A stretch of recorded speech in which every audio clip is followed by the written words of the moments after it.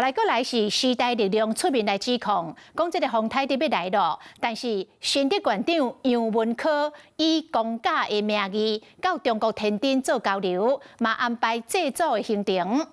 新竹縣政府回應講，一切攏是按照着規定，祭祖嘛安排佇個假日，那費用的部分嘛攏是楊文科家己負擔的。本屆金台投資合作洽談會共設開幕式、研討交流會。中國天津辦對台經貿交流活動，甲大商講會提供更加好的發展空間。台商還攜多款特色農副產品現場展出。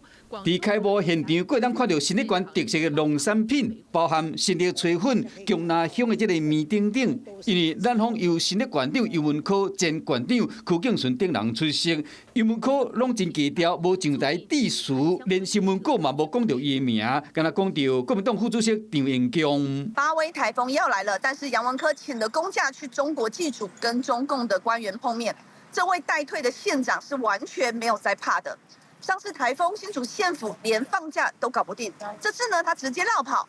時代力量質疑講，若是公務行程都應該出公費，唔是自費。所以，如果講到6月底，當時美克拉風台外圍環流所帶來強風甲大雨，也毋過楊文科佇第一時間受管好，各鄉鎮市長家己決定敢要停班停課。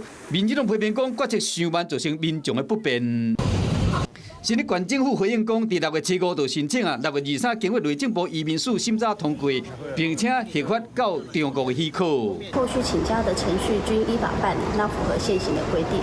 那整個行程是以公務的交流為主，那祭祖的行程只有安排在週末假日，相關的費用均由楊縣長本人自費負擔。